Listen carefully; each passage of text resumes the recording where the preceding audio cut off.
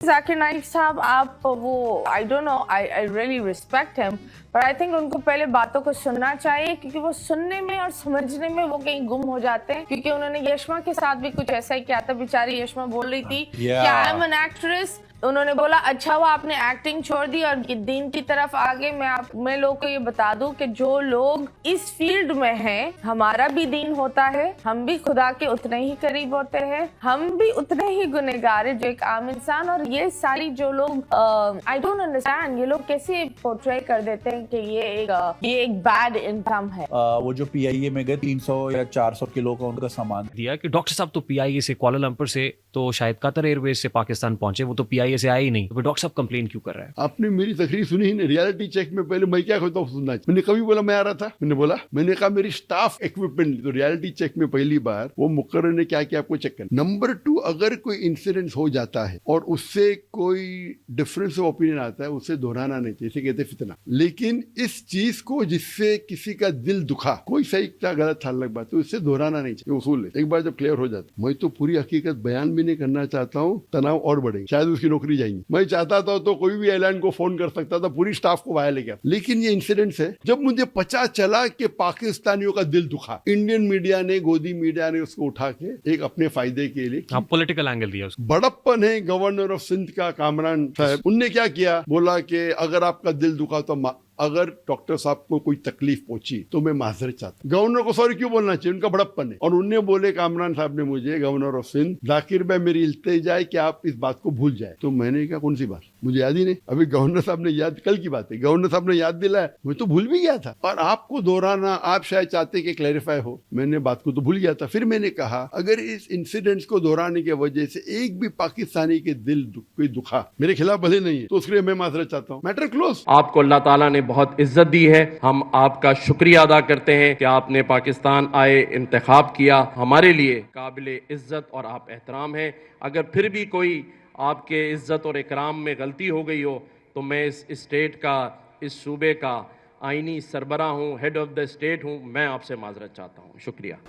इंसान इस ज़ाहिर को देखकर बहुत ज़्यादा धोखा खाता है और वो समझता है कि जैसा मैं हूँ वैसे का वैसा ही रहूँगा।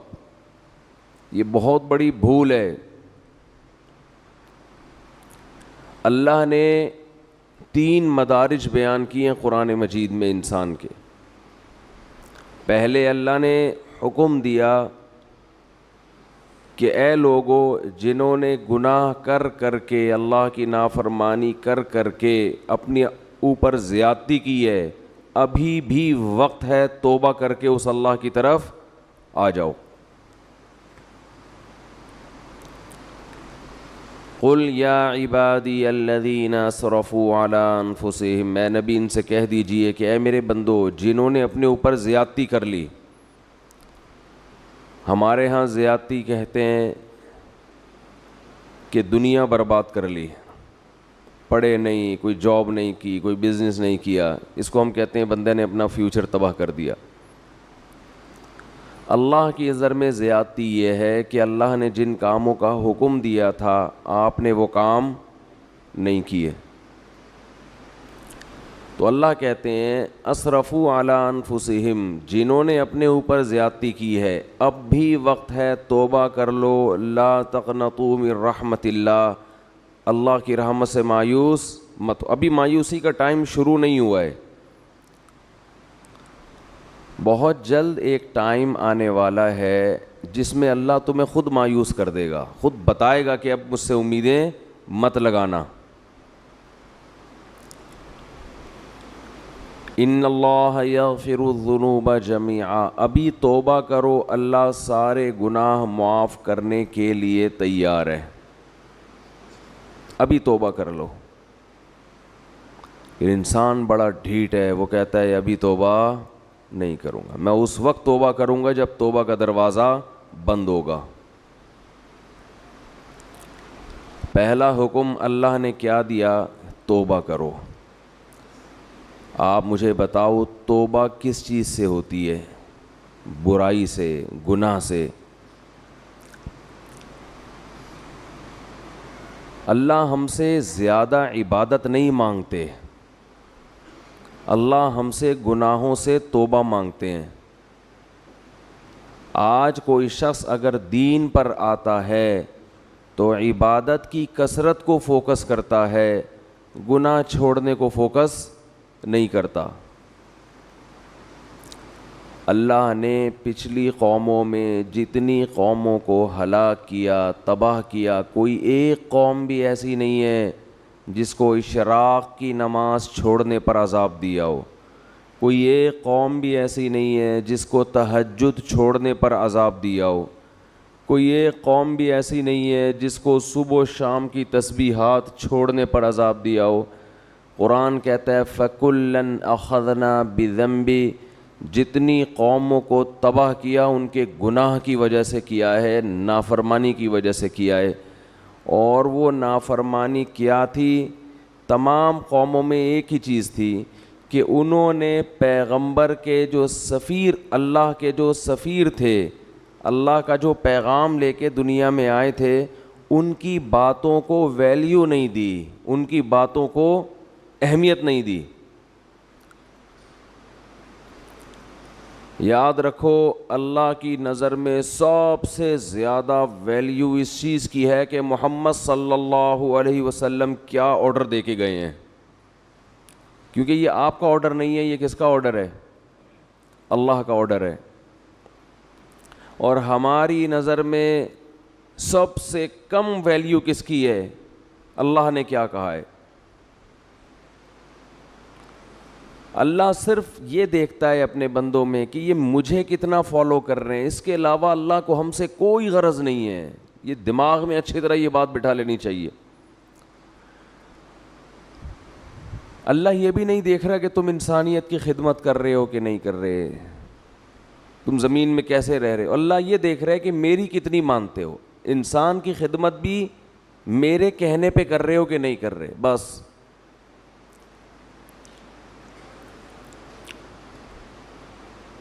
تو اللہ یہ دیکھتا ہے کہ میں نے جس چیز سے روکا اس سے رکتے ہو یا نہیں رکتے.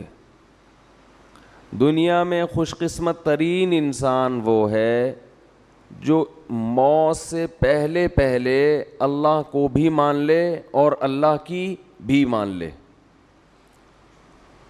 اور یہ تکبر چھوڑ دے کہ میں نہیں مانوں گا. تو اللہ نے قرآن میں کیا فرمایا کہ اے ایمان والو, اللہ ابھی تمہیں اپنی رحمت سے مایوس نہیں کر رہا ہے, توبہ کرو. توبہ کس چیز سے ہوتی ہے؟ گناہوں سے. بہت سے لوگ دین کی طرف آنا شروع کرتے ہیں, گناہ چھوڑنے کے لیے تیار نہیں ہوتے. کون سے گناہ ہیں جن کو قرآن نے بہت اہتمام سے بیان کیا, حدیث نے بہت اہتمام سے بیان کیا؟ وہ گناہ آج ہمارے معاشرے میں بہت تیزی سے پھیل گئے ہیں. اس رمضان کے گزرنے سے پہلے پہلے توبہ کریں, ان تمام جرائم سے توبہ کرنی ہے. ان گناہوں میں سب سے پہلا گناہ ہے نماز کا قضا کر دینا.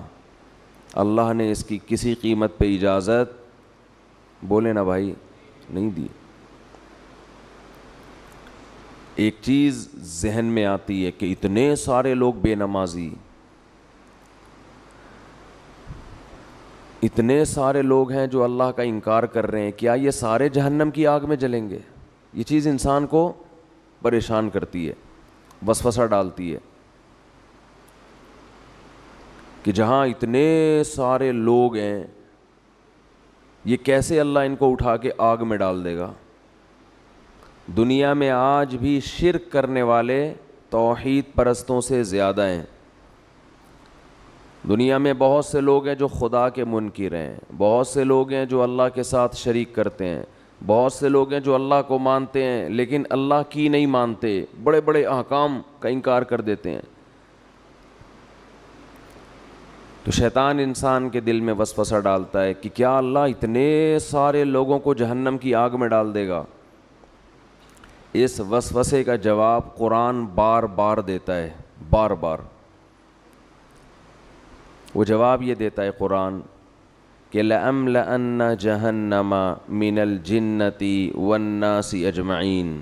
اے لوگوں ایک بات خوب سمجھ لو، میں جہنم کو انسان اور جنات سے بھر دوں گا۔ اس ٹینشن میں مت رہو، اس فکر میں مت رہو کہ اتنی بڑی جہنم میں اللہ اتنے سارے لوگوں کو کیسے ڈالے گا۔ ذالک علی اللہ یسیر، اللہ فرماتے ہیں مجھ پر یہ کام بہت آسان ہے، میں خدا ہوں، میں انسان نہیں ہوں۔ تم اور طرح سے سوچتے ہو، میں اور طرح سے سوچتا ہوں۔ میں ڈال دوں گا جہنم میں، آگ میں پھینک دوں گا میں۔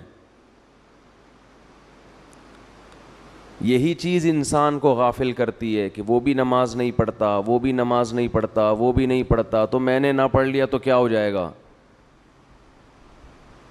کچھ بھی نہیں ہوگا۔ جیسے اللہ اس کو آگ میں ڈالے گا آپ کو بھی ڈال دے گا، کوئی مشکل نہیں ہے اللہ کے لیے۔ یہ جہنم ہے کیا جس سے ہمیں قرآن ڈراتا ہے؟ ذالک الذی، ذالک یخوف اللہ بہ عبادہ۔ جہنم کی آگ وہ چیز ہے کہ اللہ اس کی طرف اشارہ کر کے بتاتے ہیں کہ یہ وہ آگ ہے جس سے اللہ اپنے نیک بندوں کو ڈراتا ہے۔ ان بندوں کو جو اللہ کی آیات پر ایمان رکھتے ہیں ان کو ڈراتا ہے اللہ۔